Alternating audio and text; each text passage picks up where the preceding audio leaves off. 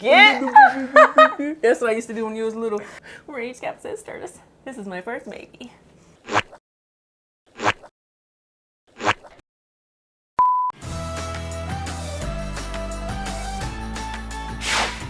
Hello, friends and family. This is Megan Moon, aka 저는 미국 사람입니다. Don't be hating on my intro. If you're gonna be antagonizing me, then you can. I'm supporting. We gotta stop with this sibling rivalry. As you guys know, my sister Haile is here from America. You guys love when I do cooking videos, which means I have to be in my house more often. We're here cooking because that's what you guys love seeing. I thought it'd be a good idea for me to cook my favorite Korean foods and have my sister try them. I love to eat, so great idea. The first one that we're gonna start off with today is called 닭도리탕. It is a spicy sort of half soup, half stew. So typically you use a whole chicken. In Korea, when they sell chickens at the grocery store, it's usually the whole chicken cut up. So first thing we're gonna do is cut up our onion. I will have full directions on how to cook everything down below. Take a little bit of sesame oil. And you wanna just saute them just a little bit. Okay, if you just wanna stir those around, please, Miss Haile. Okay, you gotta work for your food, okay? You stir them around. So now we're gonna make the sauce. First thing you wanna do, 6 spoons of red pepper flakes. And this is Korean spoons, so literally it's this spoon. So now I'm gonna take 3 of these spoons of red pepper paste. We're gonna take about 10 spoons of soy sauce. We were cutting it close. It's okay, I have another one. You could add more garlic if you want, but I'm just gonna add 1 thing of garlic paste. And then this is actually optional. In Korea, a lot of people don't add ginger, but I just love ginger, so I'm gonna add some ginger. But I love the flavor of it, so I just put a little bit, like a half a spoon. So this is called matsul. It's like a cooking wine. So whatever cooking wine you have, not like a red one with a strong flavor, but these are made out of rice. Or you can skip it and just put water, but the flavor will be a little different. I'm just gonna add 2 of these, 1 and 2. Typically you use it if there's a sauce that you need to thin out. So a lot of sauces that use the red pepper paste because they're so thick, but you don't want to put water because water is bland. So then you put this one. You need a little bit of sweetener. You can just use sugar if you want. Put about 2 spoons of sugar. So I like allulose, so I use that, but you can use brown rice syrup or something. Like something that doesn't have a strong of a flavor. 1, 2. So we're almost done with the paste. So now all you want to do is add some black pepper. I have no idea how much black pepper you're supposed to put in. I just put in enough. So put in like this much. I'm gonna say it's probably like a half a teaspoon. Let's say that. And put as much sesame seeds as you want. I love sesame seeds, so I'll be putting a lot. If you don't like them, you don't have to put them.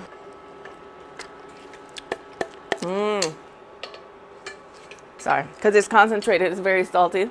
Just know the paste is gonna be strong. Haile, you still mixing them onions. Good job. So for this next part, everyone is different. Some people put the sauce directly onto the chicken, rub it in, and then put it in there and then add water. But to be honest, to me, it all tastes the same.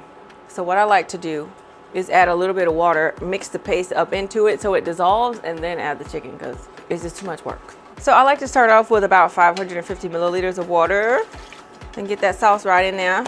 So let's put in the chicken. Once it comes to a boil, just put a lid on, lower it down, and I like to just like have it in there for like an hour. How easy would you say that is? Very easy. Simple steps for sure. Yeah, all you did was stir the onions, of course. It's easy for you. Yeah. So the next thing that we're gonna make is something simple that we can eat right now because I know you're hungry. Look at her, she's weak. She's sitting in the chair. She ain't got no energy because I did not feed her this morning. So, so we are making a kimbap. My favorite kimbap is 청양고추 참치 kimbap. In the kimbap, the tuna kind of gets overpowered by the rice and vegetables and stuff. So I'll be putting a lot of peppers in there. So like the spice will get you. Make sure you wear gloves. Otherwise, it will last for a very long time in your eyes. Sorry, Haile, do you cook at all? Oh, Sorry. she's trying to get these in my eyes. But do I cook all the time? What you be cooking? Sometimes I make chicken, I make spaghetti, I make pasta, baked ziti. What kind of chicken? Salmon. One time I made hibachi chicken for me and my roommate. I made asparagus. I made shrimp. Let me just slice these up. So just cut them up as small as you want them. You got any? Yeah. How cool. Yeah, whenever you cut these peppers like this, like how you supposed to cut stuff, You need goggles for this. yeah. What you want to do is take your tuna, drain it, Typically how it works out is like 1 can of these is like 1 roll of kimbap. I'm surprised the cats haven't come over. Anytime a can of tuna is open. This is olive oil mayonnaise, which is what we like to use. You don't have to put a lot in there, especially if you have strong mayonnaise like what we have in the West. Maybe you want to use less, or you could use like Greek yogurt or something would be good. So now we're gonna add in our peppers. Get in there. Okay, so take our kimbap, smooth side down, rough side up. Get your rice. It's kind of hot to put my hand in there, but I usually just get my hand and scoop a little bit. And you want to just make sure the amount of rice is really thin. I think for a lot of people, especially when they first make kimbap, they be putting so much rice on it. So make sure it's very thin. Usually there's a ham in the kimbap, but that ham is like so processed. So I like to use this. I found this sausage made for kimbap, but it's made out of a chicken breast. I just pop it in the microwave. Because it's meant for kimbap, you don't have to cook it. It can be like eaten out. Typically kimbap ham and stuff, you just go and go. Don't look at my bootleg microwave. Look at Haile instead. It's a pretty model. Model. You can either half it or fourth it. In the tuna recipe, I don't like to put as much. It's totally up to you. Or you can just use a regular kimbap ham if you want. But that's a good amount. So I like to just get a pack of stuff because like I'm not about to get all of these individual things and then make them myself when it comes in a pack. Okay, thank you, Korea. Oolong, burdock root, tanmuji, colored with the yellow pigmentation. If you want to get a natural one, you can get the one that's just white, but I don't know for whatever reason they color it yellow. So then let's take some carrots. And now we're gonna take this tuna. That size tuna is like 22 grams of protein. Ho-ho, plus the sausage. Great post-workout meal. Here comes the keiser part, or keiser, how do you say it in English? The technical part. Squeeze it in, and roll it. Squeeze. Take your sesame oil, paint her on there, like she's doing a bodybuilding competition. And get her glistening, like she's about to walk on stage and show her abs. Then you want to take some sesame seeds and just, oh, baby. Let's give it a cut. My knives really need to be sharpened. Little Haile, little baby. Yeah. That's what I used to do when you was little. Rage Cap sisters. This is my first baby.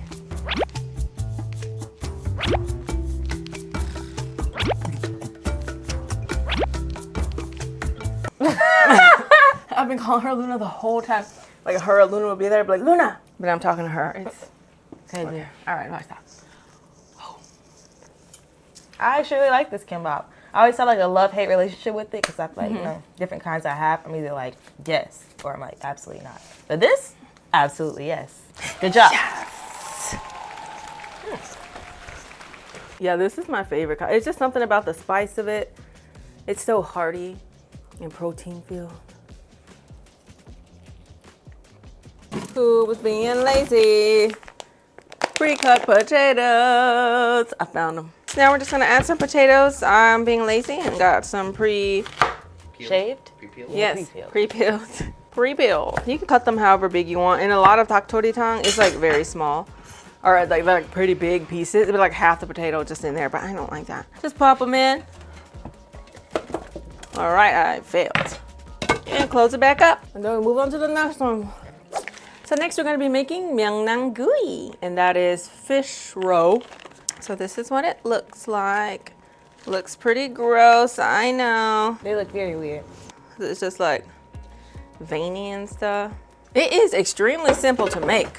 All you have to do is get your air fryer, spray it, and then you just want to take your fish roe, just pop it in the air fryer like so.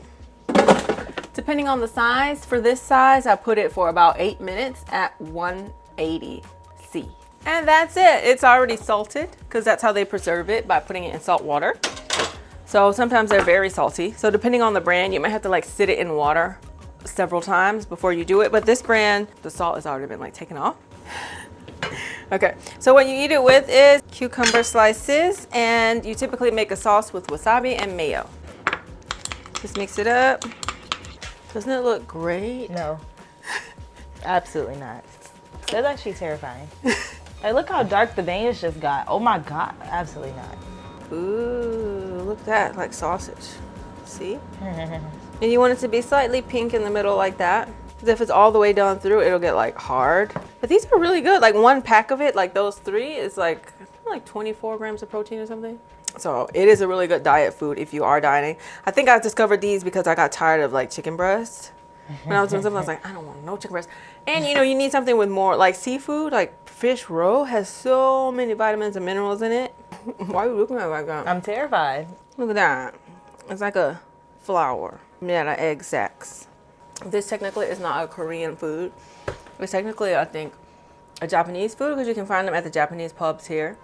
But I discovered it in Korea because I've never seen this in America.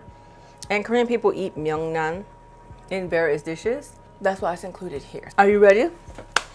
Get the chopsticks. You take it, dip it in the little wasabi mayo. It's real. It's real wasabi, so it's not strong. A lot of people think it would be off-put, but it just feels like sausage. Like it literally feels like sausage. Literally. As long as you don't overcook it and it get dry. As long as it's just a little pink and soft in the middle. I mean, of course you can skip the mayo wasabi if you want and use like a chili sauce. Or just Greek yogurt and wasabi is actually really good too. The only thing is I can't eat too many cucumbers because I'm a little allergic to them. What? I am.